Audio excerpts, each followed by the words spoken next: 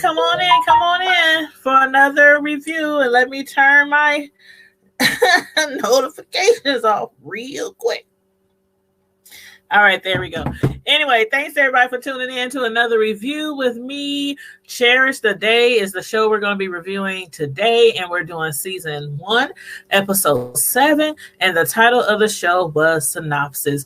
And as usual, make sure you guys like the video, share the video, make sure you subscribe to the channel if you are not already subscribed. Please do. Thank you so much. We have been doing a lot of interviews lately, and we have 2 very important interviews coming up as well. One of them, we're going to be speaking to a nurse Monday evening about this coronavirus epidemic, and then like a week or so after that, on April 4th, maybe it's 2 weeks. Yeah, next weekend, April 4th, we're going to be interviewing this phenomenal, amazing Black woman who is a construction engineer. So we're going to be interviewing her the weekend after this. So anyway, make sure you hit the notification bell so you can get all the notifications of when we're going live and when we are going to be uploading videos. Thank you again so much. And let me know what y'all thought about this episode. I'm telling you, I thought this episode was cray. Like, did y'all feel like y'all missed something? Like there's a patch of the TV show that we didn't get to see, like a large amount of the relationship between Gently and Evan that we didn't see. All I kept thinking this whole episode was, is Ava playing with our emotions? I'm like, Ava, Devin, are you playing with our emotions? Because I was like, what? What's going on? Like, okay, the last episode, we had saw how Gently and is it the manager of Luma? I don't know if it's Luma's manager, if that's her exact title, but they were thinking of putting together some type of podcast platform so that Luma could be on, because of the fact she had been recently turned down for a specific job or whatnot. And so Gently had brought that to Evan's attention. I guess she felt like her ideas weren't as important as his ideas when it comes to his career and her ideas and everything. And remember, I kept saying, what does she really do? What does she really do besides hang around and kick it with Miss Luma all day and run errands for that older lady? But remember also, Evan, he was trying to hash out a deal, not a deal, but a opportunity, a business opportunity or venture with Maha. And it was going to be worth $17 million. Y'all remember that, right? And I had said at that time, I was like, I hope with the way that it was going that he doesn't, lose out on money. He doesn't make any bad choices, bad decisions as far as this business venture, for his app, for his new business app. And at that time, I also said, besides just losing money or, customers, I hope he doesn't lose Gently in the process. Because remember, she walked out of the dinner that they were having at their house that he had put together for Maha and her hubby, the one who travels 6 months out the year. But anywho, I had assumed that Gently eventually would be traveling a lot more, since she had relayed to Brino how much she missed traveling. She don't normally sit still in one spot for a long time.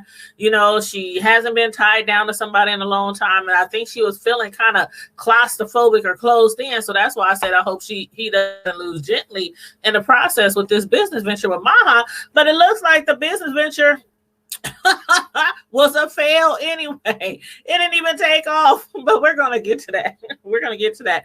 But last episode, Gently had walked out of the dinner party because she was going to meet that lady who is Luma's manager at that party, at the podcast party.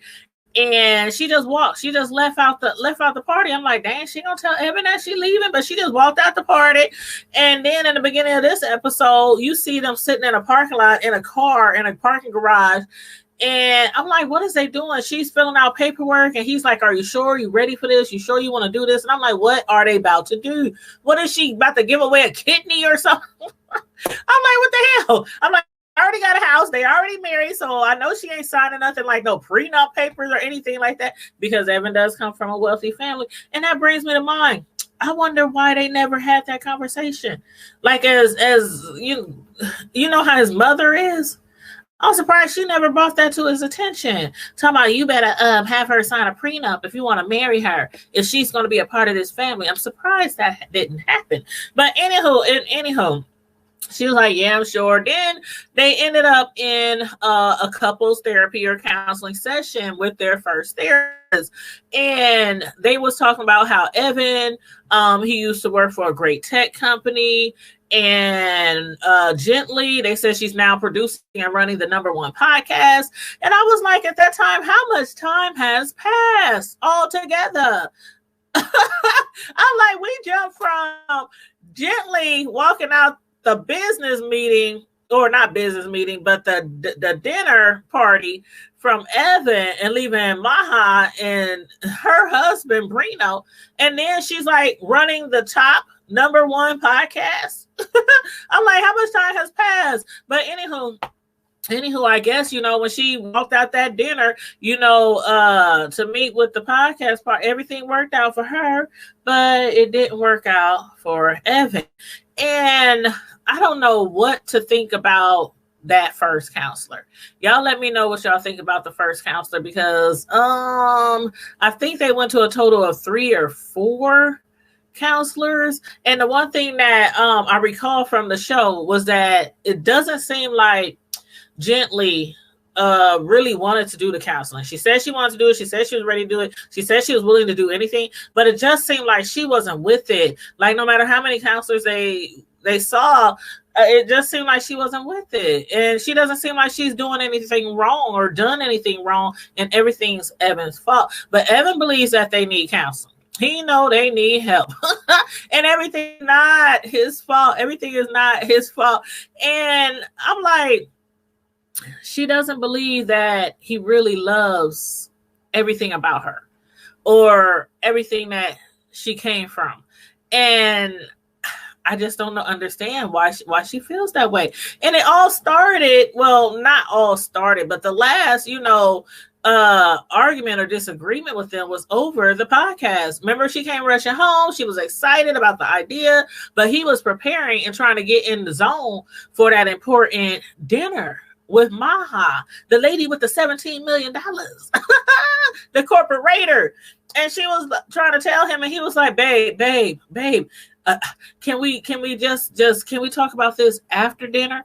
It wasn't like he was trying to say, like he told her, he said, it wasn't like I was trying to say, I ain't interested in your ideas. I don't care about your ideas. They unimportant to me. He was like, we were in a crunch time. We had to get ready. We had to cook food, had to prepare for the party. And I just asked you, can we talk about it after dinner? And this blew up to this. I'm like, Gently, I just said it before, why to me she seems so doggone sensitive and so touchy. I understand that she had a difficult upbringing. Her father wasn't there to raise her because he died. Her mother, she left her, and she ended up being raised by Ben, who she now calls her father. But it wasn't like she had that many. I don't know how to put it. I want to say the right words.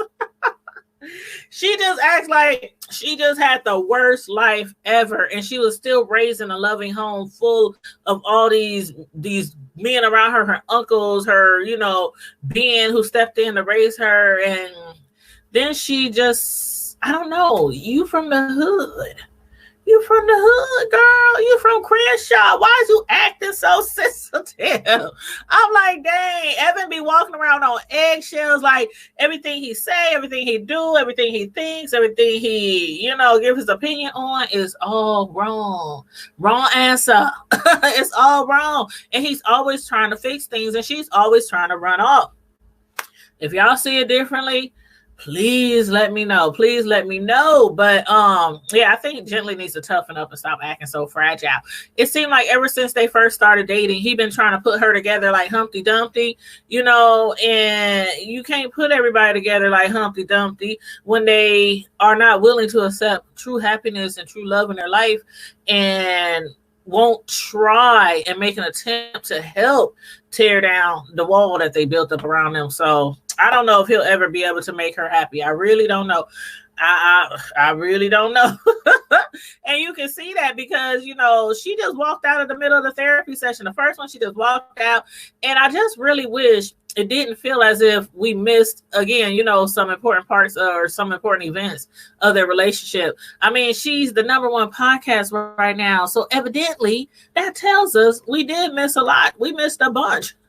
And then the next lady, I was like, who the heck is this lady? The next therapy session was with this lady named, this counselor named Miss Corbro. She was real extra giddy, extra cheerful, trying to make jokes and all that. And they looking at her like, okay, can we just get with the counselor session, please?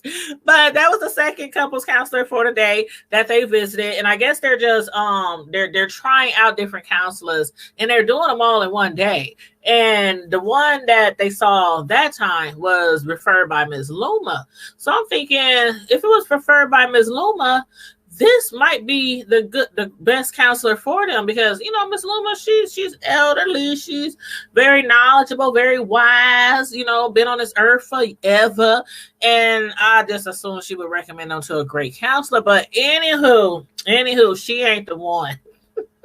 She ain't the one. When she found out that about Luma and Gently's podcast, oh my God, that was like everything that she wanted to talk about. The only thing that she wanted to talk about. She was up there going on and on and on and on. And oh my God, your podcast. Oh, I just love your podcast. She knew all the storylines, who slept with who in Hollywood.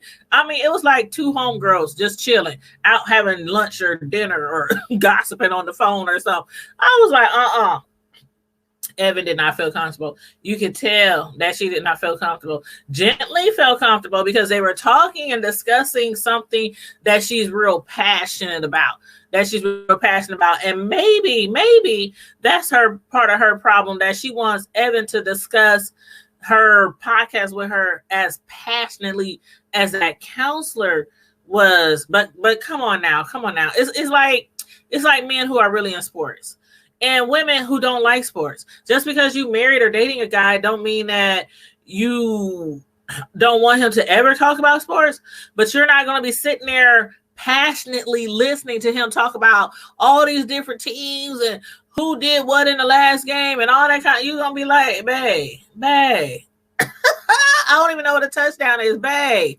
That's just some women. I know all about sports. I know all about sports. But anywho, yeah, she ain't the one. She ain't the one. And then she was still actually upset as well, Gently. She was still actually upset as well about, you know, that one incident. When he wanted to listen to her about the podcast, she was like, no, it's okay. Never mind, whatever. And then they had got into an argument because he was like, this is a $17 million investment to his company that will allow her to continue living the way she's been living. Gently wasn't making no money. She wasn't making no money. And that's what that's like a pet peeve of mine. When women are not the breadwinners in the household and their husband is, and they live so lavishly, but they complain about how long they at work, or they complain about, you know, them not being able to spend as much time because they out there making all that money and stuff. But you signed up for that. You signed up for that. Shoot, you have to understand, you know, some people have to work a lot and extra harder to get the things that they really want. And if you had like some activities to do, always have nothing to do. But anyway, now she got something to do. Now she has the podcast. So I'm like, why are you still upset, girl, child? And she just makes it seem like he takes no interest in her at all. But when they was doing that breathing exercise, I was like, they need more than a couple of woosahs. A lot more than a couple of woosahs, Miss Coral. I don't know where that counselor was going with that right now, but they was not having it at all. They was not having it at all. But one thing, Evan, he had mentioned that he don't love he doesn't love that they're not making love as much anymore. Their sex life has dwindled down to, I'm assuming, maybe once a week or maybe several times a week, when it used to be like every day, all day, every few hours, every time they see each other. You know how it is in the beginning of a heated relationship when you all in love and all that kind of stuff. But yeah, Gently doesn't love the fact that Jado and him are no longer friends. And I'm like, why are you? She says she don't trust him anymore. She don't trust her husband because of the fact that her husband and her husband's friends are no longer friends anymore. But can you blame him? First off, Jado, I don't know if that was an accident or not. Y'all let me know how y'all feel. But I don't know if that was an accident or not. Like, he didn't want Evan to get that $17 million investment from Maha in the first place. He didn't want the corporate raider involved with their business. So he's telling the counselor the reason why him and his friend and also business partner are no longer connected is because of the fact that Jado's team slipped up and leaked important information about the investors to the public. That's some serious business right there. And then I was beginning to think, did Jado really leak the information, like accidentally? Or was it purposely? And then Evan, he knew he didn't have nothing to do with it. So when investors came to him, rah, what happened? How this happened? He put it on Jado. He was like, I'm not taking a fall for that. Because one thing for sure, two things for certain, if he needs more investors, he might have to suck it up and kiss a little butt if he wants to use the same ones, but he can't use the same ones if they found out he leaked the information. That's for sure. But anyway, I'm not so sure if Jado leaked that on purpose or if he leaked it accidentally, but y'all let me know what y'all think. And then they visited another counselor, and I think this was the last one, and his name was Dr. Como.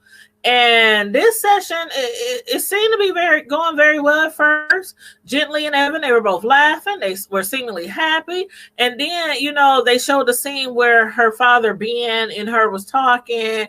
And when he was telling her to stop running, he was like, you've been running for things ever since your mother, walked away from you. He said, you picked up your bike and you just drove off and you was just running.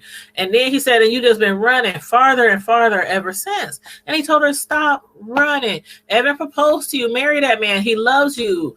And she, she did end up marrying him, but it still seems like she's running. Like every time we turn around, Gently is running. She's trying to get away from Evan. I can't believe you love me. I can't believe you this. I can't believe, you judging me. It's like, Evan can't win for losing, child. Evan can't win for losing. They need so much more therapy. I don't know which one of them therapists they're going to choose, or if they're going to keep going, or if they're going to stop looking. But I'm ordering them at least 6 months of therapy. At least 3 times a week. 3 times a week for 6 months. That's what I'm ordering them. And if they can't get it together after that, then it's a wrap. We need to find a new woman for Evan. And then we're going to need to find a new man for Gently. But do y'all agree with me when I think I said this last episode that I think that they got married much too soon?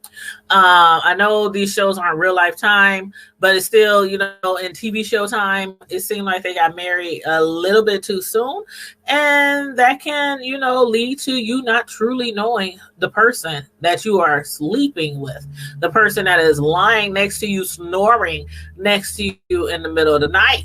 So I don't know if that would have helped or not. I don't know. Y'all let me know what y'all think. If it would have helped, I think actually, I don't know. If they would have stayed dating a lot longer, I don't think they would have got married at all. I seriously don't. I think they would have needed a lot more counseling before marriage to fix what is going on right now. That's what I truly think. And their answers, like the therapist will ask, what's the first thing you think about when you think of marriage? What's the first thing you think about when you think of this?